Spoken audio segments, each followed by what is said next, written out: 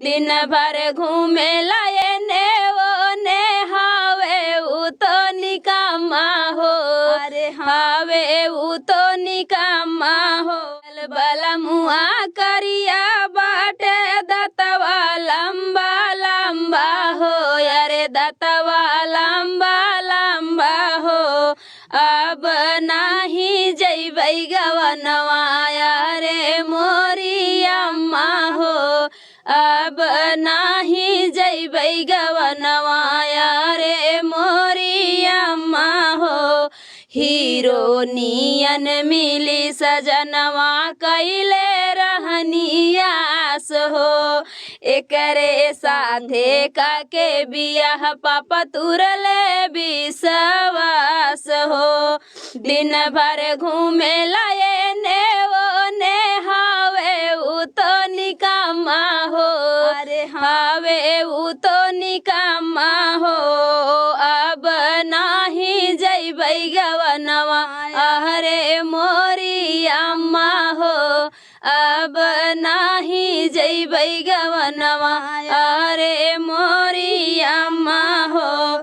का कही अब केतना होता दिलवा में दर्द हो, संगे के सखी सहेली पवली हीरो समरद हो।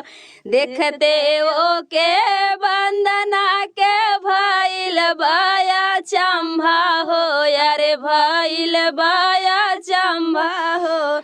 अब नाही जइबै गवनवा रे मोरी अम्मा हो, अब नाही जइबै गवनवा रे मोरी अम्मा हो। मंदना जी, आप ये गाना जो है सोशल मीडिया पर काफी तेजी से चल रहा है, जी जी। तो दर्शकों को और क्या अपील करना चाहेंगे और कितना प्यार चाहती हैं दर्शकों से? जी, दर्शकों से चाहती हूँ कि अपना प्यार आशीर्वाद ऐसे बनाए रखिए और बहुत ही अच्छा रिस्पॉन्स मिलता है मेरे गाने पे और लोगों को पसंद आता है और अच्छा अच्छा कमेंट भी आता है, तो सबको दिल से प्रणाम। और ऐसे ही आप लोग सपोर्ट करते रहिए और हम भी जिस लायक है आप लोग का सपोर्ट करेंगे। कहा जाए आपका ग्राफ जो है धीरे धीरे सोशल मीडिया के साथ साथ बढ़ता चला जा रहा है। जी जी। तो जैसे कहा जाए दर्शक भगवान होते हैं, तो भगवान जी, का आशीर्वाद आपको मिल रहा है? बिल्कुल बहुत आशीर्वाद मिल रहा है। जनता भगवान होते नहीं है मेरे लिए और उनका ही आशीर्वाद है जो आज हम यहाँ तक हैं। उनको जितने भी दर्शक देखते हैं और चाहते हैं हमें, उनको मेरा वंदना दुबे का सादर प्रणाम, कोटि कोटि प्रणाम करती हूँ। ऐसे आप क्या कहना चाहती हैं? मैं भी सभी से यही रिक्वेस्ट करूँगी हाथ जोड़ के, जैसे ही अपना प्यार दुलार आशीर्वाद दे रहे हैं ऐसे ही देते रहें।